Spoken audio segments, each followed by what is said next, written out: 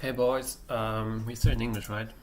So I'll try not. Yes. Welcome back to this advertisement stream for Lasergurkenland, reachable under LGL, stands for Lasergurkenland, which is like Laser Cucumber Land in English. .sillyhoon.com. Go join it. It's vanilla. It's anarchy. You're allowed to grieve. You're allowed to use hacked clients and have fun. There's no active administration. There are no in-game operators or people running around with creative or stuff like that.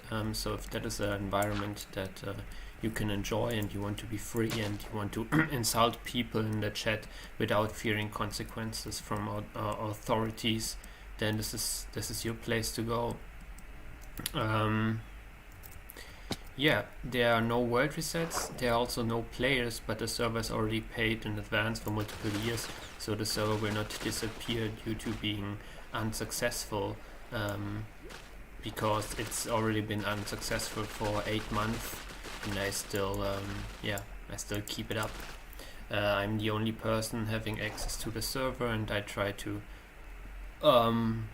keep it alive as much as possible. I have like around 10 years of game server hosting experience, and I'm walking in the wrong direction, am I? No. Did I go that far? No, I'm not. Okay, cool.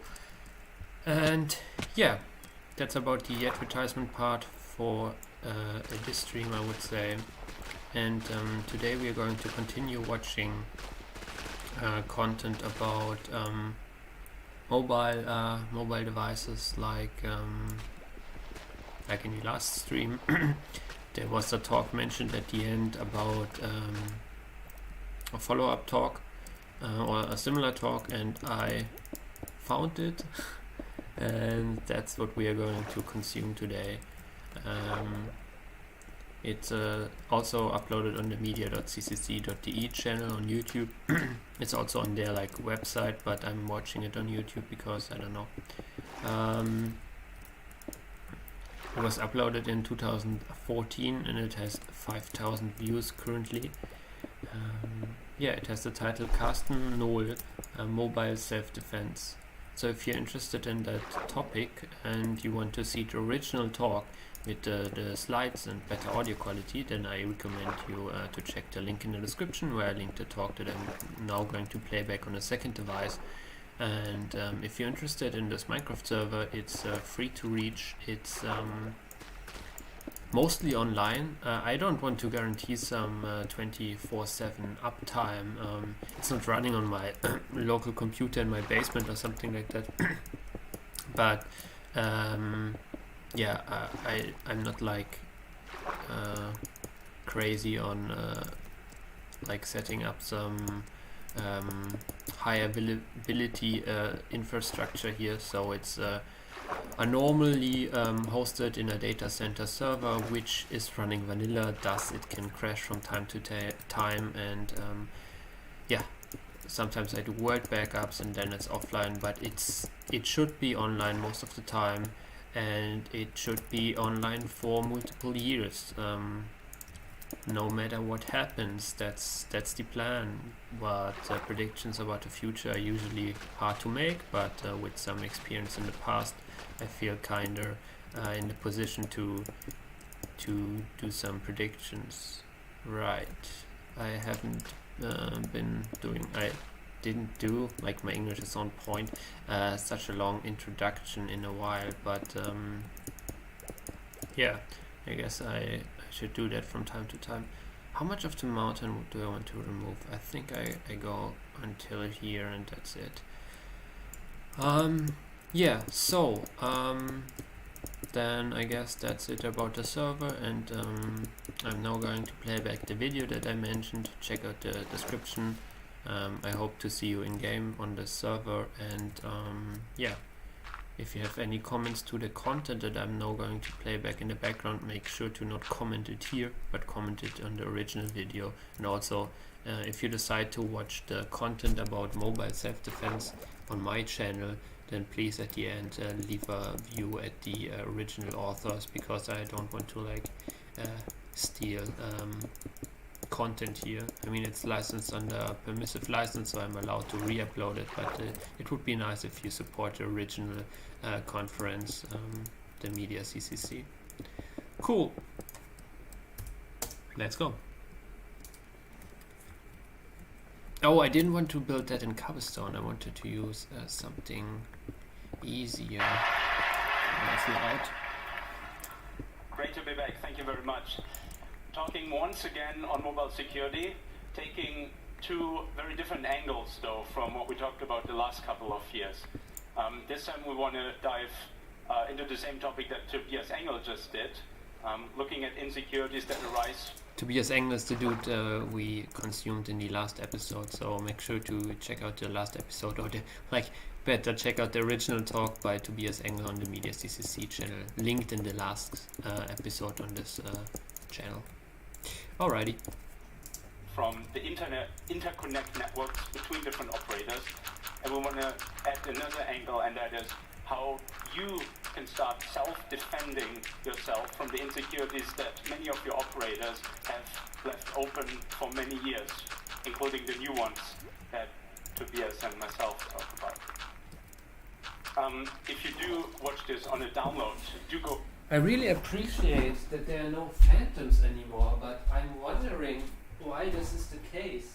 I'm not complaining. I mean, I spent some time underground, but I don't know what's going on here, but it's nice. I noticed them not being here. You can also watch Tobias's talk. It's well worth it, and also covers a lot of the basics that I'm just going to skip over now for the sake of time.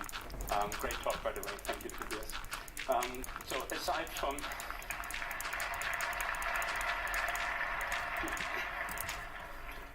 from those SS7-based attacks, we want to talk about 3G insecurities. Not too many of them, but severe as ever. As well as in the last chapter then, a few tips as well as a new tool to help you start self-defending against these mobile attacks. Now just briefly then, what is the SS7 network? Tobias already covered the basics, so just a quick definition from me. It's this network that different mobile operators are connected to exchange data amongst each other. For instance, text messages are sent over this network. So without SS7, you couldn't be using this ancient chatting technology, SMS. Thank you, SS7. But also more security relevant information is exchanged over SS7. For instance, if you're using your phone in another country, as many of you currently do, you still want this visiting network to be able to use encryption with your phone. But how is that network going to know the right encryption key? So this visiting network, the German network, has to ask your home network for the correct encryption key, and that goes over SS7. And you can already see if there's cryptographic information being exchanged, if the wrong people ask and still receive an answer, insecurities arise. More interesting from a security perspective, though, are messages that are exchanged within one network over SS7. So SS7 is often misunderstood as this technology that's used for worldwide exchange of information. The same network, though, is used inside an operator. So with no need for interconnect, there's already SS7 flows going on between those different mobile switching centers, MSC. And each mobile switching center covers one area, let's say a city. So imagine the situation where you're in a call and you're traversing from one area to another. You're crossing, let's say, a state boundary. So this new MSC doesn't know how to handle your call. It needs the decryption key for the already ongoing conversation.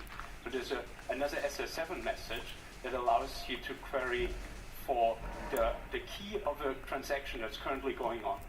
Okay? And again, you can already see how if the wrong people send this type of message and they receive an answer, insecurities arise. The insecurity that has most been talked about in recent years, I guess up until Tobias's talk, was tracking. And tracking was often understood as there's this evil message that anytime there's a irrigation, and the Washington Post focused a lot in the article on this one message. And it's really evil. It should not have been ever standardized. And whenever it's used, it's for for evil purposes. There's no usefulness in this message. And then Tobias quoted a number that I think the Washington Post found in a lot of marketing material. 70% of mobile networks respond to this message. Now, this is information from earlier this year. A lot of networks, very good news, have moved to stop responding to the anytime interrogation message. This evil spying message is not being responded to by, for instance, all German networks. You can't use this message in Germany anymore. However, this is a very retroactive approach to securing SS7, because there's a number of other messages that, consider them gadgets, get you to the same place, take your phone number and take you all the way to somebody's location. And here's just a snapshot of which messages you can use. And Tobias went into a greater level of detail in how these different messages come together. So if anybody thinks that by just barring anytime integration you solve the tracking problem, they are wrong. But at the same time, it's not that SS7 is not securable. It's just a much larger challenge that people consider it currently to be. So you see how stringing together some of these messages get you to intermediate values that also shouldn't be public, and then all the way to salary. And up until all these messages, or at least every pass that takes it from left to right, is blocked by a network, tracking to the same accuracy the salary stays possible. Now, this is just one of many areas in which SS7 can become an issue. Here's 4 more. It's an intercept risk. If people can read your SMS text or listen to your calls, it's a denial of service risk. If people cut you off from phone connectivity for anywhere from an hour until the next location update, or till you next reboot your phone, so you can really cut people off badly from the phone network. There's the area of fraud that I don't think many people want to talk about publicly. Certainly I don't, but there's many fraud risks in SS7 in which you can either put charges on somebody else's bill, or more interestingly, you can remove limits on your own prepaid cards, basically run up infinite charges on prepaid cards, and running up a lot of bills to premium numbers, for instance. And then there's the risk of spamming, which, from what I hear, is already happening. SS7-based spam attacks. Now, for the sake of this talk, I want to focus on intercept, which I consider, aside from tracking, the most intrusive and the most relevant for us. These other risks are more relevant for the network operators. And if they don't solve them, well, so be it, as long as they foot the bill for it. So intercept. And I want to go into 3 possible scenarios in which SS7-assisted intercept can happen. The first abuses the exact messages we looked at in the introduction, these messages where different parts of networks ask each other for encryption information. And it's a pretty straightforward attack. You record the airwaves around somebody's, in somebody's vicinity, and you record somebody's encrypted transaction as part of that. So, and 3G transactions, for instance, are pretty well secured, but they're not very hard to record. In fact, 3G is a little bit easier than 2G because it doesn't jump around all these frequencies. So you record, let's say, 3G data, and you have a bunch of transactions in there, all of them encrypted. And you can use this message over SS7 to decrypt it. It's called send identification, and as I said on one of the earlier slides, it's supposed to be used when you're moving from one MSC into another MSC, but still within your own network, so that the call doesn't get disrupted. It's not supposed to be used when somebody foreign wants to query your phone.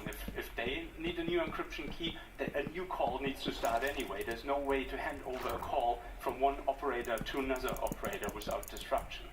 So this message is used only for internal purposes. However, out of the 4 German operators earlier this month, all 4 responded to this request, coming from another country that doesn't even border Germany. So there's no way to even conceptually think a call would be handed over. So 4 out of 4, and that's not an anomaly. Most networks we queried international respond to an outside number when asked for the current decryption. I'll show you a quick demo on this at the end of this chapter, but I'll first finish the enumeration of all the different possibilities in which 3G calls can be intercepted. The second one, the good old IMSI captchas, which we all thought wouldn't work on 3G. And I guess for the most part, they don't, unless SS7 comes to the help. So why don't they work without SS7? An IMSI captcha pretends to be a base station, and if it's 2G technology, the phone has no way of knowing the difference between the real base station and this fake base station. Right? But then 3G, this 3G standard, introduced what they call mutual authentication.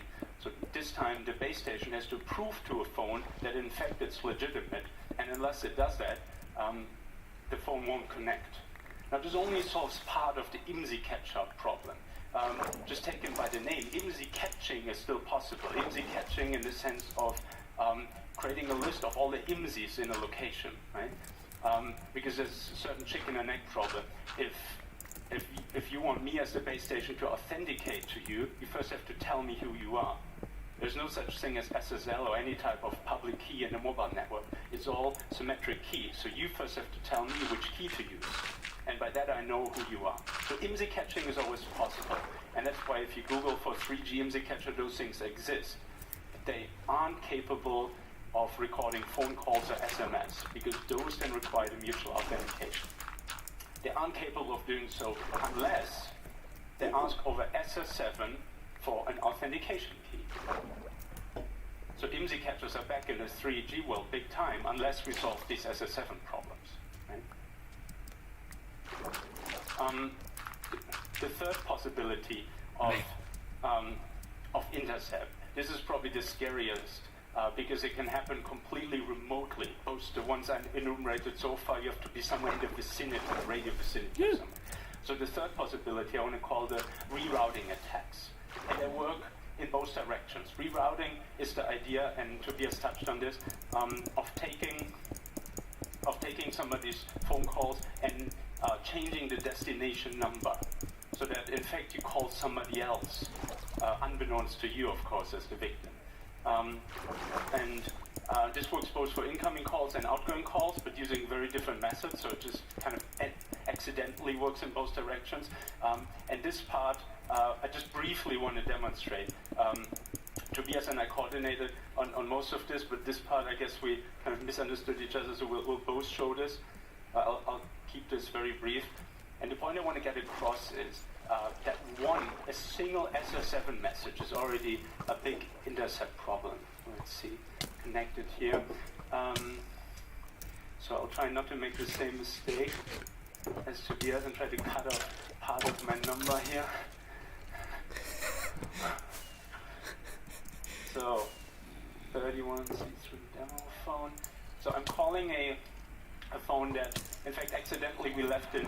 Oh, fuck. Did he leak his number? Ah, yikes. So I'm calling this number, and I don't know if you can hear this, but it's ringing. And we did leave this phone back in Berlin accidentally, but for the sake of this demo, that makes no difference. So it's a phone somewhere in Berlin that nobody answers to, right? Here's another phone. So if I register what they call a supplementary service to this number, and that's just fancy language for call forwarding. If I call this exact same number again,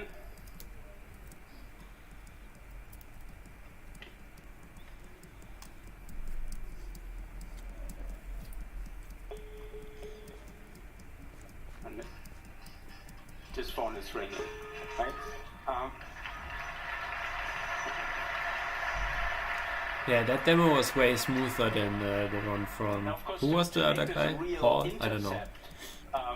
I wouldn't forward it to a phone. I would forward it to a computer that then is smart enough to very quickly erase the call forwarding and call the original number and then connect it to, so that the phone call actually goes to where it was supposed to go. Just I'm sitting in the middle and I'm receiving a copy of it. Okay. So that's the idea in this direction. In the other direction, the exact same thing works as well, and Tobias already told you how.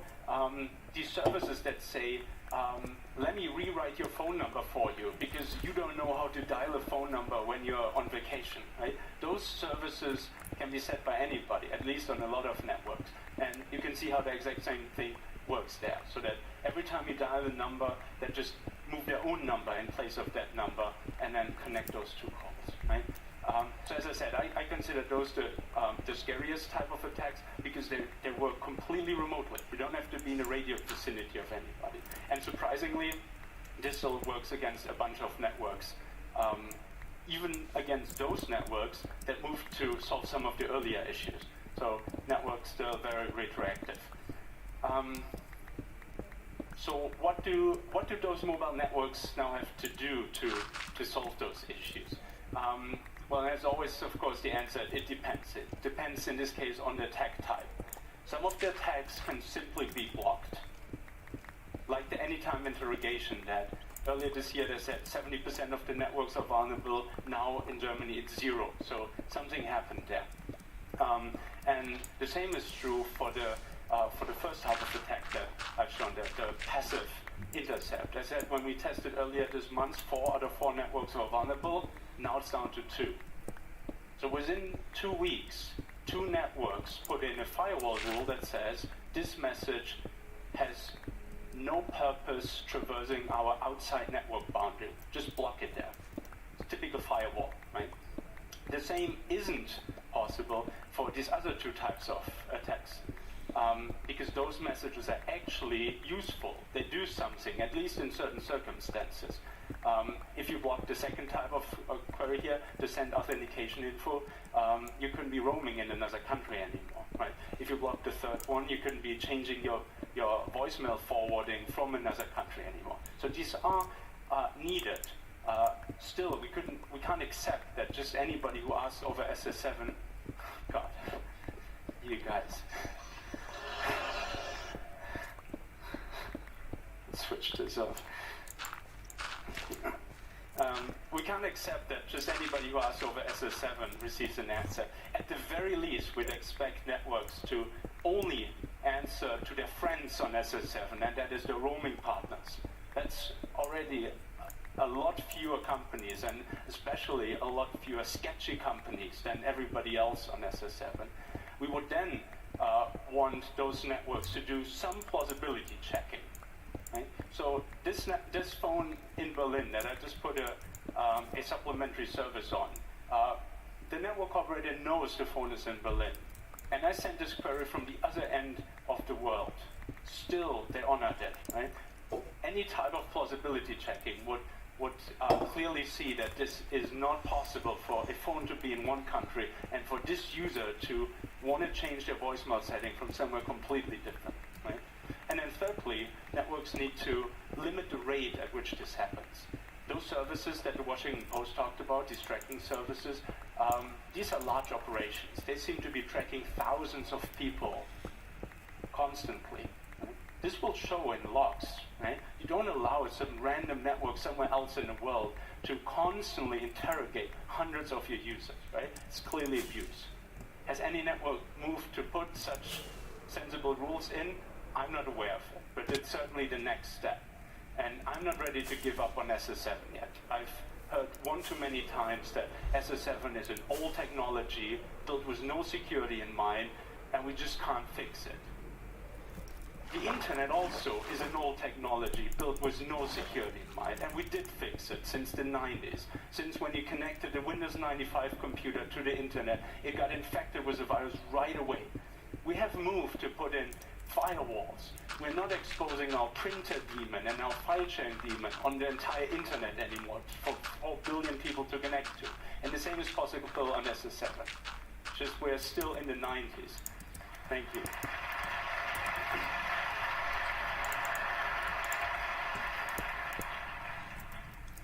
Having said that, though, let me show you what happens if we don't do that, the fun part.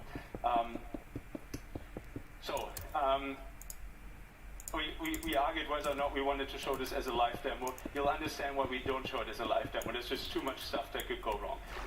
But here's the setup. We start with just a phone number, and we want to string together a couple of SS7 gadgets while also having this radio handy that can capture 3G information, to capture yet more information that's not available over SS7. Right?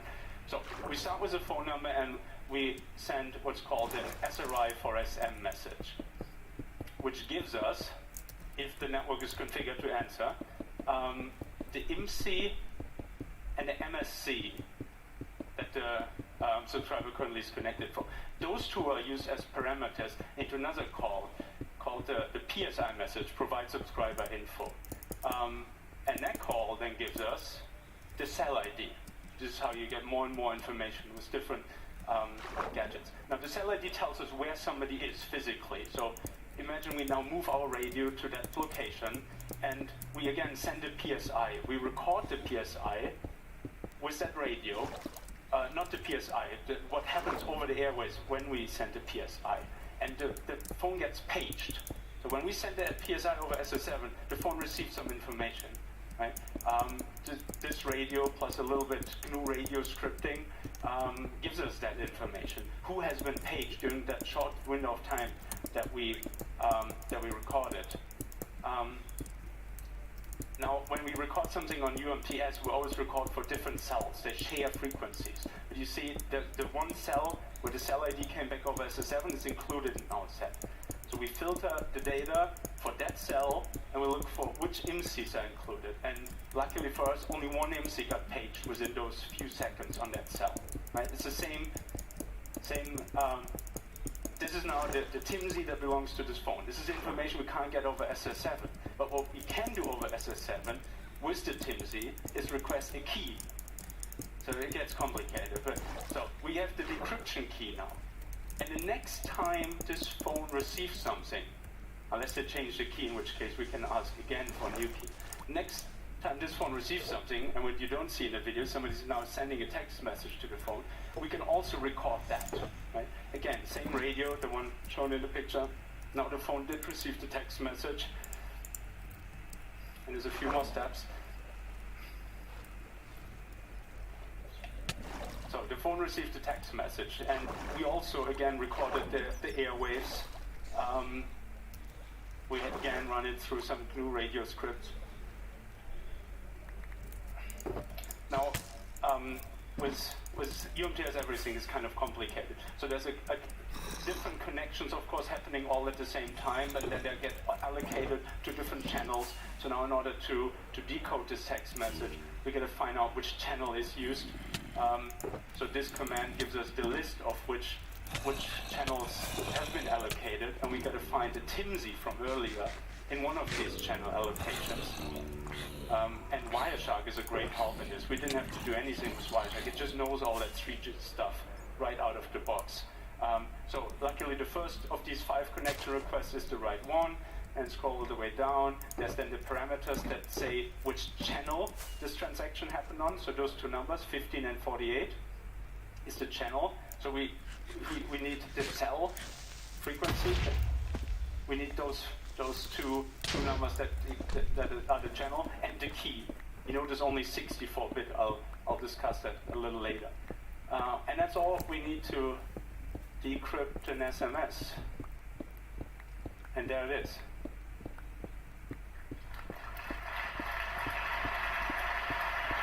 Thank you.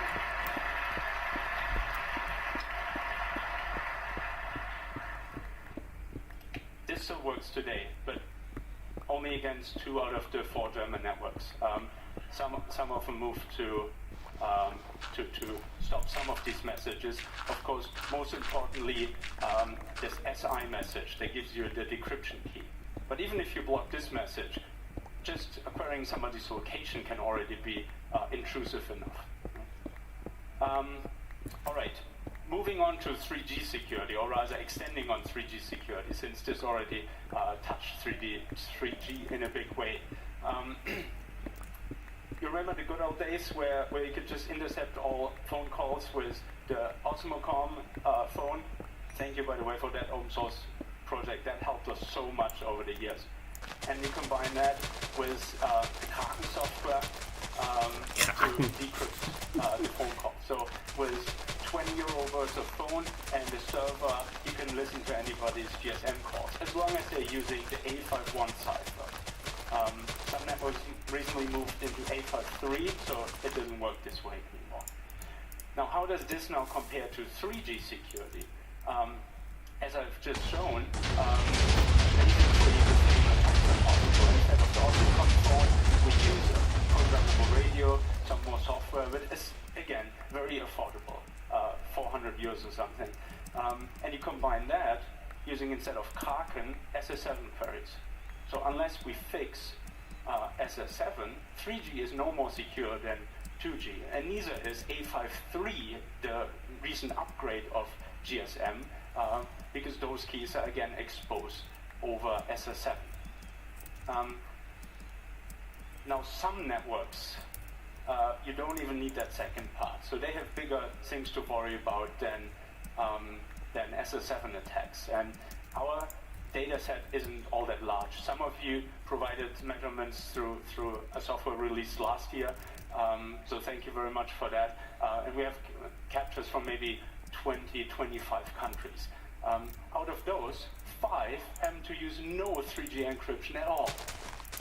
Well, 4 countries, 5 network operators, which I find shocking. Some of these even have encryption turned on their GSM network, and they forgot to turn it on, or they deliberately left it out because it's harder to intercept on their 3G variant. Right? So those networks, like I said, are much more worrisome issues than SS7 attacks, and they really need to be called out. And we do that with an extension of a website that we've been maintaining for a couple of years, GSMMap. Big update of GSMMap launched today with all the 3G measurements we collected and you collected over the last couple of years. Now, some of you may have used GSMMap before. The idea is to rank operators in the 3 categories. How hard is it to intercept phone calls and SMS? Is it easy to impersonate a person and then put charges on their bill, for instance, or receive their calls? How hard is it to track them? And as you see over the last years, networks have improved their security, right? At least some, right? As always, right? And as you also see, these are the 2G networks.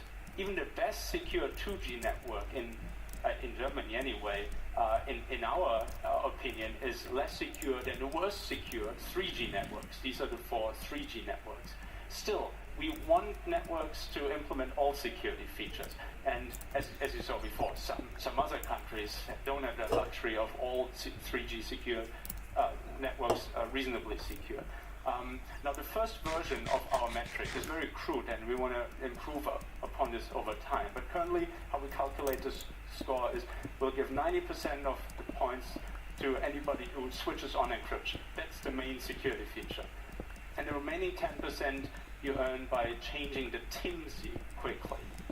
TIMSI is what we needed for these SS7 attacks to work well. So if you keep changing it, it really confuses the person trying to haunt you. Also, this makes other types of attacks more difficult. We'll factor in a couple of more values as we collect more data, but this is it for now.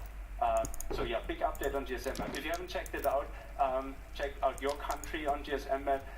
Read the country report. So there's a 6-page or so report, auto-generated, that explains what types of measurements we included into these graphs and why we think they constitute certain risks. Maybe forward it to your network and say, if you're not improving, I'm going to change, switch to another network. Now, not everything is on GSMMap yet because we don't have enough data. And there's one problem in particular that I want to start warning about because I really think we're running into an issue here, and that is the length of encryption key.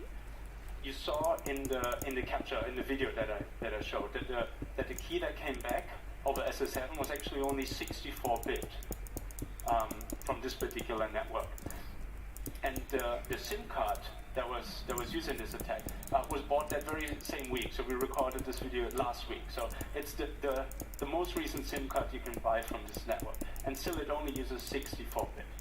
And that, in my view, is incompatible with what we have learned from recent Snowden documents, that the NSA in 2011-2012 funded a project to break A53. This is a 64-bit cipher. And we had estimated at this very conference a year ago that you'd need about $1 million to break A53. Now, they did it a little bit earlier, so Moore's Law, everything's more expensive, and probably they have overhead too. But they spent apparently £4 billion. I don't know why pound, not dollars, but it may have been some GCHQ corporation. So for £4 million, a couple of years ago, you could already break 64-bit crypto.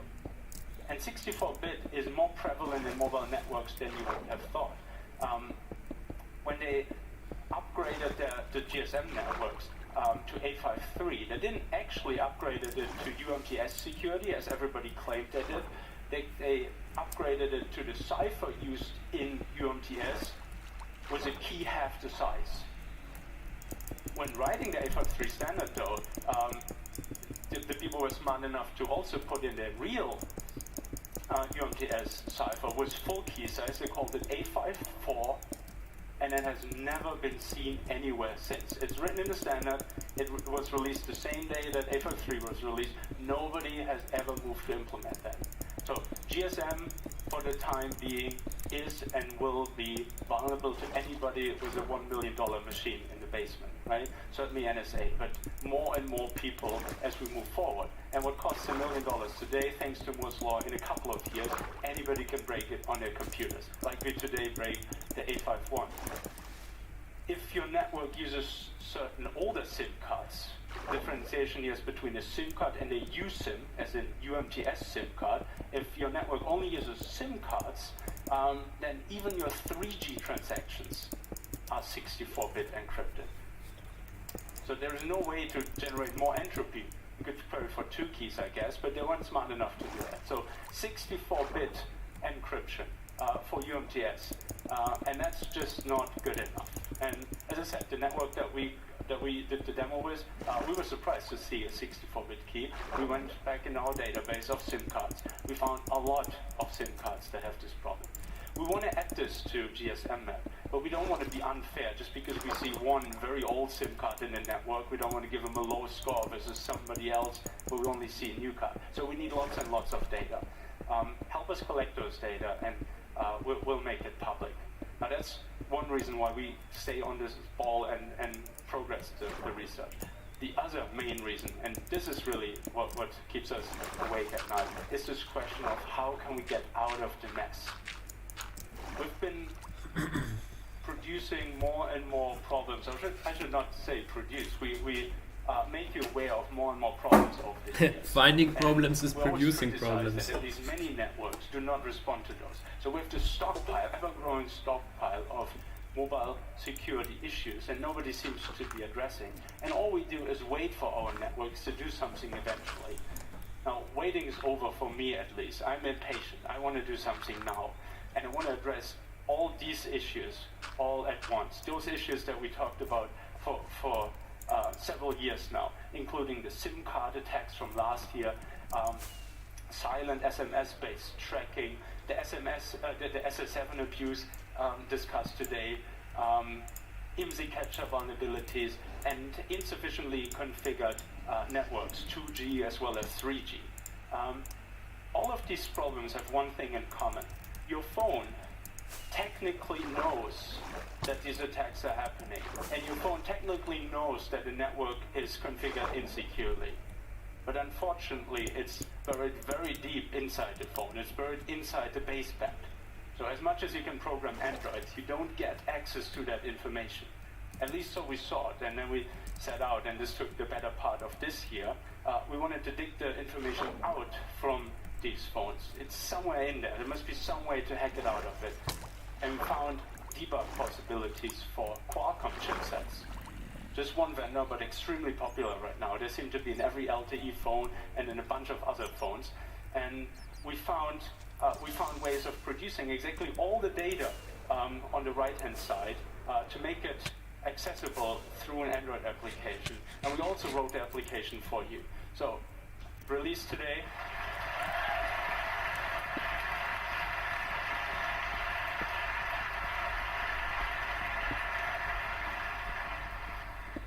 Thank you. Released today, Snoop Snitch under GPL, a tool that collects all this baseband information, mostly to keep it on the phone and run some analysis on it, warn you about, as I said, SIM card attacks, but also those SS7 attacks that Tobias and I talked about today. How to detect those attacks? Well, by the pagings. I showed you in the video that every time we send certain queries to the phone, over SS7, that the phone actually also receives information. Useful for the attacker, also useful for the defender. If those empty pagings, we call them, are received by the phone, strong evidence that somebody is messing with you over SS7. Right? So it collects all that information and it produces warnings. You can also upload information if you so choose. That's optional, of course. It runs, as I said, on a bunch of Android phones that are currently popular. It requires a somewhat recent Android version. We haven't tested with Android 5 yet, but I don't see why it wouldn't work there. We just have to put the time in. Your phone needs to be rooted, so we have read access to a certain interface that otherwise is not accessible. And it needs, of course, a Qualcomm chipset, which, as you see by this list, is in most current flagship phones. It's on Google Play right now, so download it if you're interested. Now, how does this tool work? One example only, of course, right? Read the source code if you want to know the rest. If you, for instance, IMSI capture detection. There have been a bunch of tools so far to do IMSI capture detection. The one we released a couple of years ago was called Capture, but it had two limitations, one practical, one more bound to experience. The practical limitation was that it ran on Osmocom phones. And Osmocom phones can't do most phone functionality, so it was your second phone, and it had to be connected to a computer, so very unlikely that you carried this around all the time. And we wanted to move it onto a real phone that you can use, onto your phone, right? I think we succeeded in that. The second limitation was that we really didn't know how IMSI captures behave, or we also didn't know how real networks behave. And thanks to all the data on GSM, we think we have a much better understanding now of all the weird corner cases, how real networks behave, and created a much better rule set for an Android-based capture tool now. And the rules go in two categories. One is the configuration of these different cells. For instance, the lack of encryption when you know from the GSMF database that this network does usually support encryption. That's a big red flag. Also certain other configurations. So that's the configuration of the network. The other is the behavior. An IMSI capture wants to get information out from you. At the very least, the IMSI, of course, it's in the name, right? So there's suspicious behavior. Now, none of these things taken by themselves allow you to detect an IMSI capture. So we compute a score over these different events, doing stream analysis on everything that happens on your phone, and eventually then come out with a warning if the score crosses a certain threshold. There's a bunch more we would have wanted to include that's even on a Qualcomm chipset in its debug mode not available. So this is still ongoing work as these chipsets progress and may give us more information in the future. Now, if you do find alerts, let's call them alarms, on your phone, we'd be grateful if you could share them. Now, as I said, this is optional, right? You get the alerts shown in your little tool, and then you can choose to upload whichever ones you think should be shared. If we get enough of them and think that there's really hot spots of abuse, of course, we'll try to make that transparent. Perhaps even put little dots on the GSM website so people know where abuse could be happening around demonstrations, around embassies, wherever, right? Thank you.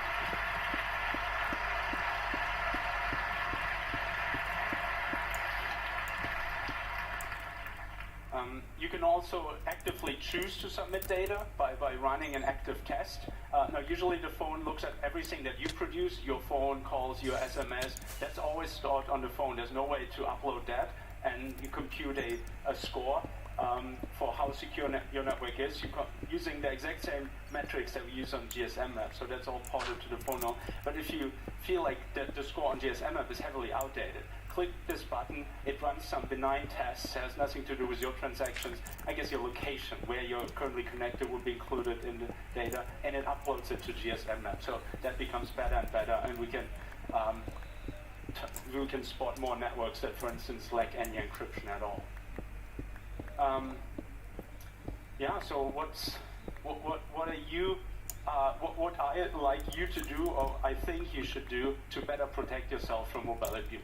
Of course, you could keep waiting for your mobile network to fix all these issues, which I must say, more recently, more networks have moved to fix issues, but still not the majority. And no network has even started to address the majority of issues, right?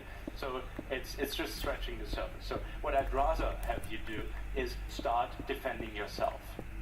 Check out GSM map, see if you are on a network that generally protects things like encryption. You saw the networks that lack encryption. Don't use those. And if you really choose to self-defend, download Snoop Snitch, this new tool, and actively look out for abuse, for silent SMS, binary SMS that you receive, for empty pagings, for IMSI catcher evidence, and help us grow this database of abuse, right? Also help us grow the tool base that we use. This is released open source, and we put in a lot of work to make the data accessible. But now it is accessible, right? Just take it as a library and go wild with it. Do whatever you always wanted to do with raw baseband data on 2G, 3G, 4G. I'm very much looking forward to your contributions to this. And all that's left for me to say is thank you very much. Very motivating talk. Thank you, Karsten. Then we will beginning with the Q&A. Oh, that's a long Q&A. Please, for everybody that will be asked questions, please line up on the microphones in the room. And for people that exit the room, please do it with no noise and quickly. Now, but before getting into the question, let me give you one reason to actually do leave now. There's a workshop happening right now, or in a few minutes, that will explain how this tool works and what it can all do. We'll have an IMSI catcher there, so you can test how that feels like being connected to an IMSI catcher. It's happening in room C, which is when you exit here, one floor down and to this end. And as additional information, the workshop that Karsten says starts at 19:45. And now to your questions.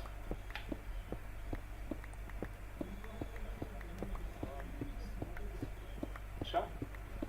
Okay, then microphone number 2. And please, before you can start number 2, please do it with no noise, that we hear the question from the audience. Okay, number 2, please. Thank you. Can you quickly say a few words about why it wouldn't work on custom ROMs? Because we could just install it onto Cyanogen phones, and it apparently installed, and it seems to work. Oh, okay. So the way I understood custom ROMs is that they first remove a bunch of stuff from the phone, and then they put a bunch of stuff on it. Part of what we need are these proprietary Qualcomm libraries, and at least on the phones where we tried Cyanogen they are being removed. Right, so if Cyanogen could stop doing that, it would work beautifully. It's not that we need anything additional, we just need less to be deleted. Okay, thank you. Okay, the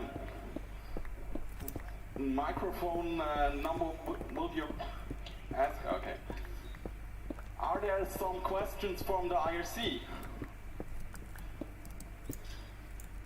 I think we have a bunch of questions. Actually, there is 5 questions, so I will just ask 1 or 2 for starting.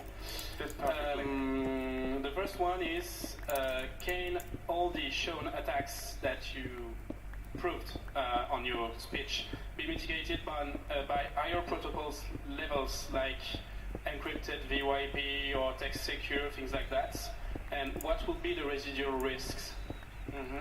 Yeah, good question. So how much can you protect yourself by using the mobile network less, or using it as a dump pipe, I guess is the question. What if you use just apps to call and send text? Well, obviously your calls and your texts won't be intercepted anymore if they are encrypted one more time in a way that's not breakable. However, this does not solve the location tracking. It does not solve the fraud. It does not solve the denial of service. It does not solve the spamming. So you are tied to a mobile network, and then there's a lot of control over you, your location, and your phone bill. None of that is going to go away. Another question from the ISC. One. Yeah. The second one is, wouldn't it be easier to design from scratch a new mobile network than trying to find all flows from actual networks, which is an endless task? I don't know where you would even start designing everything from scratch completely. The closest that I can think of designing mobile networks from scratch is LTE. It's in the name, long-term evolution. It really wants to change everything, but gives it a couple of years. But as Tobias pointed out, those issues we pointed out today, they are again included in LTE. Diameter is the interconnect protocol. So we already missed the chance to remove much of these issues by just upgrade. We'll have to fix it through firewalling and monitoring, like we never got to update the internet. Okay, microphone number 4, please. Yeah, just short thing. Could you just provide a list of those libraries you need from the stock images? So Sure. I think it's pretty easy to copy them to the cyanogen mod images. Okay. And if the app is open source, maybe you can put it on F3. Oh, absolutely, yes. Thank you. The microphone number 2, please. Got 2 questions. If I understood correctly, you need to be inside the operator network to actually perform those SS7 queries, right? I would like for this to be the case, but currently just anybody in the world connected to SS7 can send these queries. Okay, so my question is that what was your hook point for actually doing this test? I think I'll quote Tobias here by saying I'd rather not say anything about that. Okay. So the second question is about the KC you mentioned. It's, if I am not mistaken, it's the session key, right? It's and it should involve that nonce value, right? Yeah. So if it is, it already has the nonce value. So in order the attack to work, we also need to intercept the initial messages, the nonce exchange between the target and the base station. Is that correct? No, the nonce is there, so the SIM card knows which key to produce. Yes, but so it helps the phone to find the right encryption key. We are not the phone. We don't have the SIM card. Right. If so you just give us the encryption key, we don't need the nonce. Yes. So what you're saying is that the query you're sending there, it actually sends you not only the encryption key, but also the nonce that is required. It doesn't send us the nonce, and we don't need the nonce. We can take that offline. I'll explain how everything works. Thank you. Microphone number 3, please. First of all, thank you for a very good presentation and very impressive work you've done here.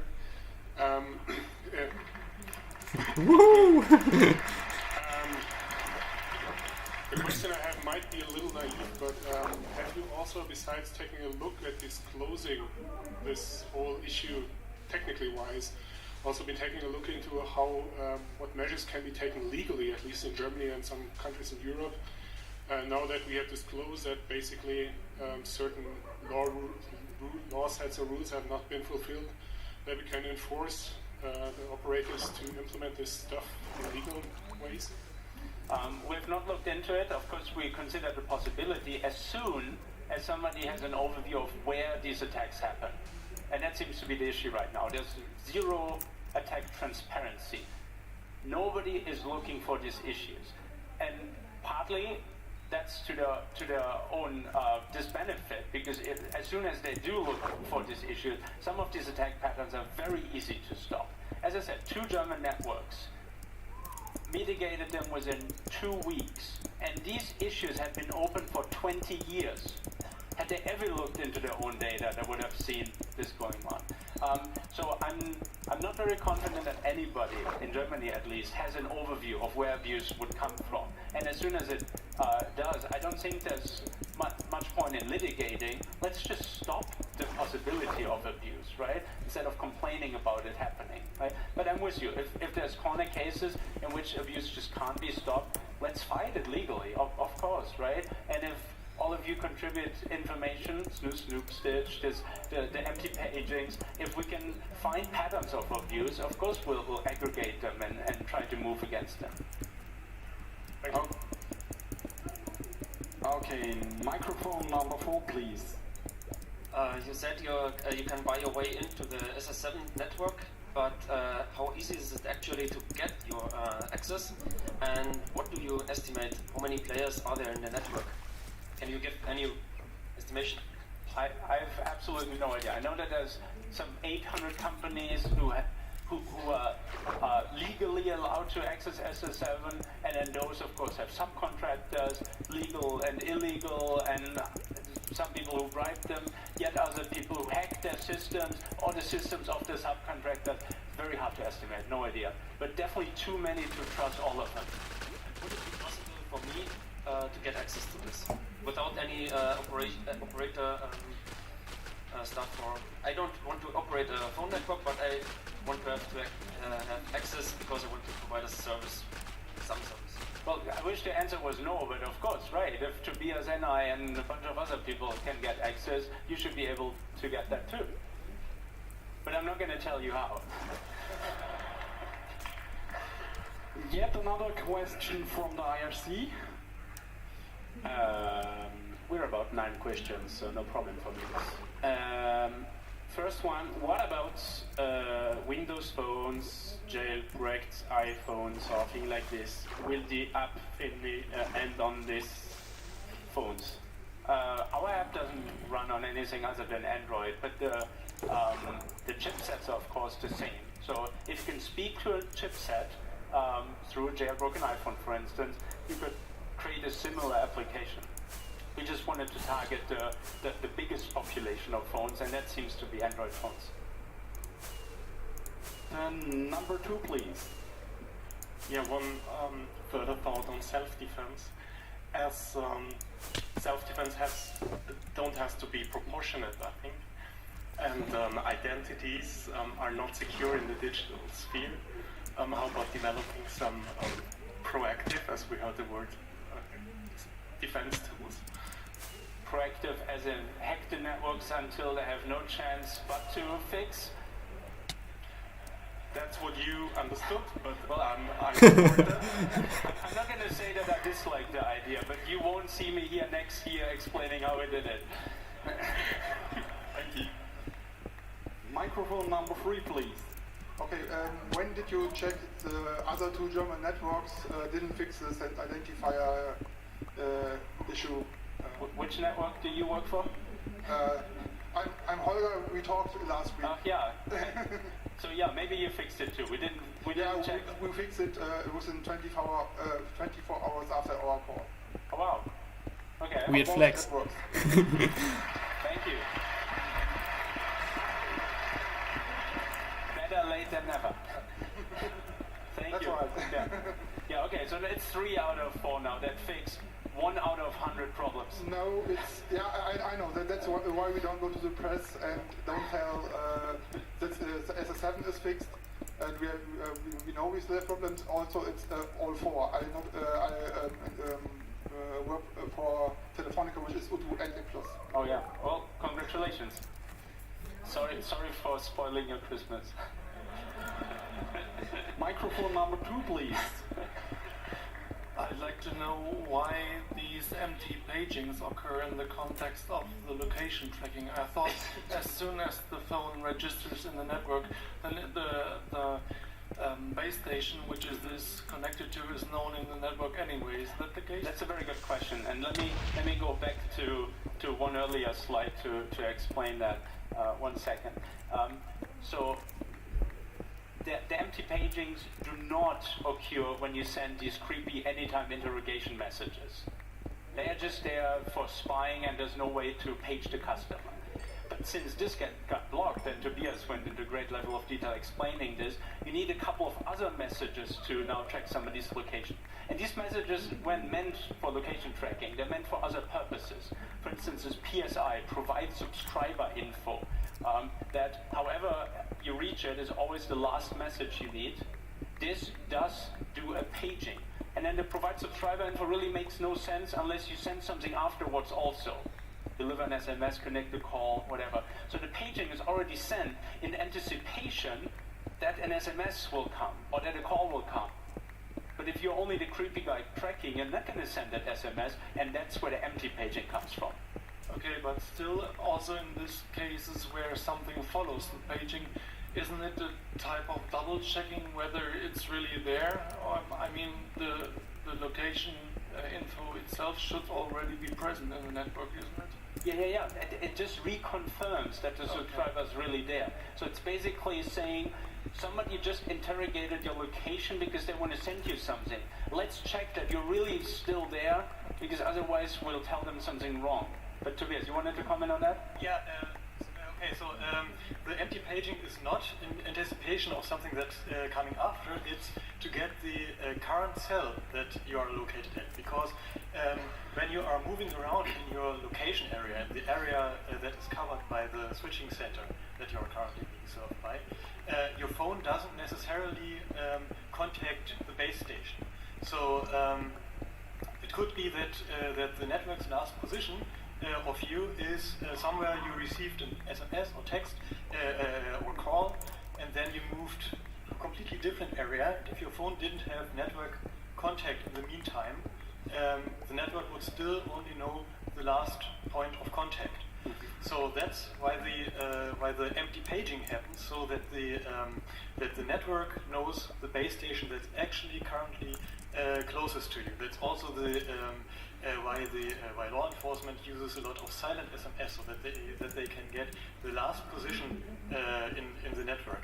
And it's also an option. If you send provide subscriber information, you can just send it and get back the last known position without paging, or you can set the current location flag and provide subscriber information, and only then the subscriber gets paged, and you will receive the current location.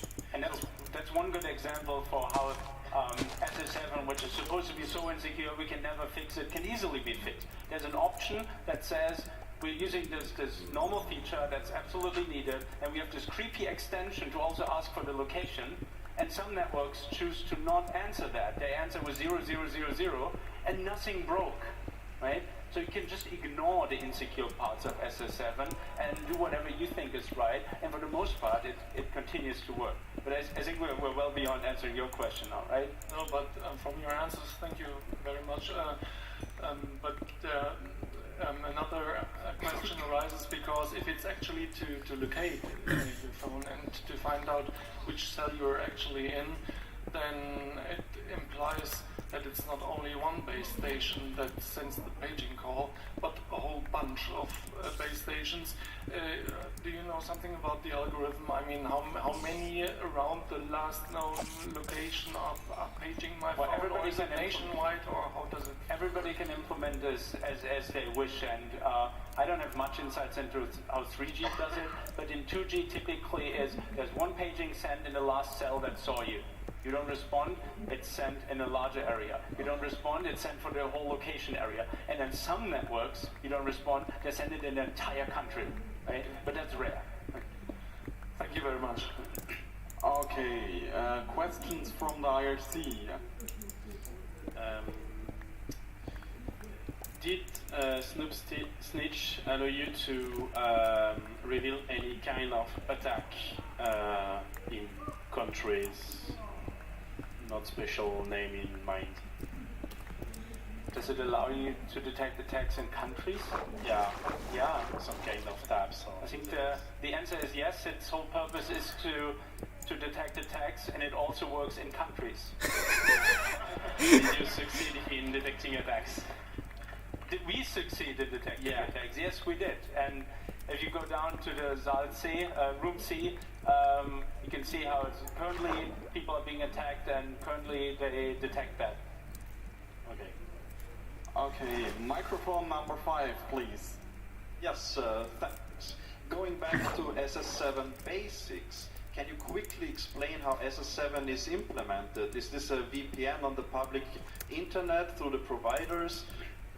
What's the technical reality, the transport? Yeah, And what's that's a the very attack good question. surface, of course? That's a very good question, and so I only have half of the information too. I keep learning, but so it seems that it was implemented initially as a network between Western European telcos, and they ran cables, dedicated cables for SS7, Zigtron they called this, right? And then a couple more networks connected to it, and each of them had to run a cable to one of the other telcos. But eventually they changed that, and they introduced what are called routing providers.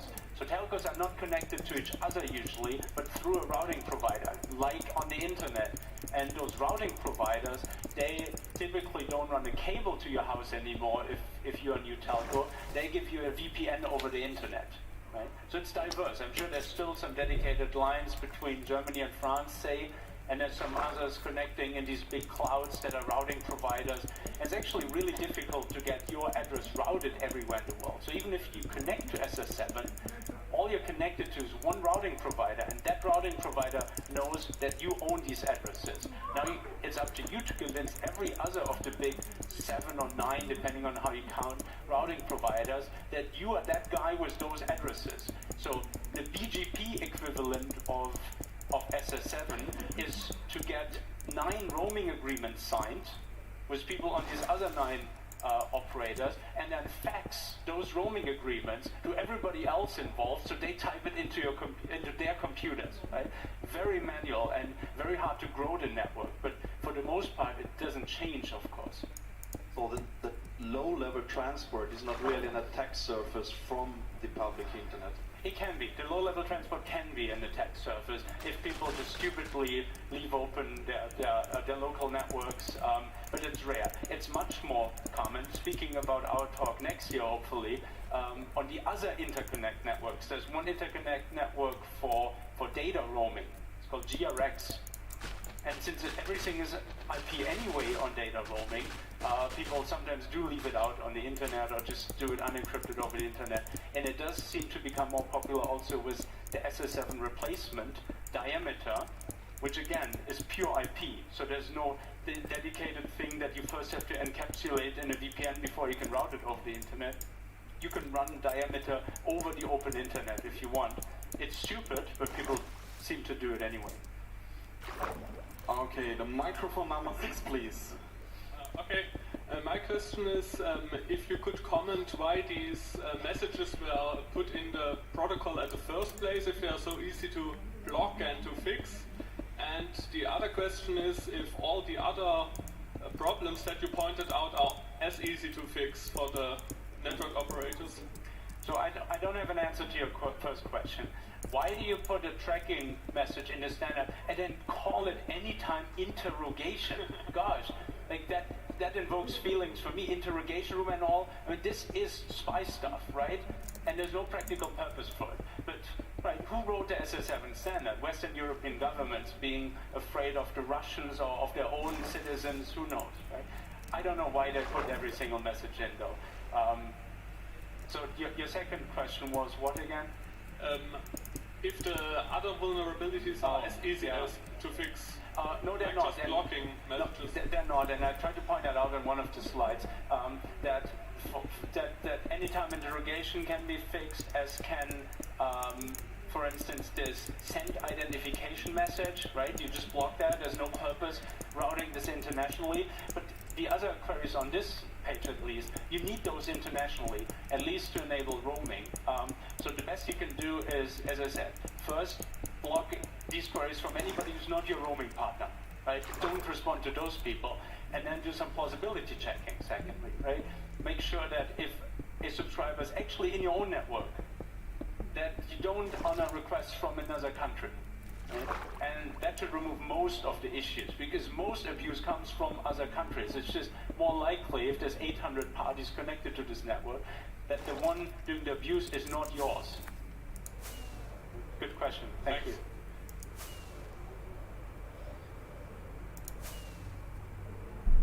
Oh, that's it. Interesting. That was a unexpected end. Okay, cool. So that's it for this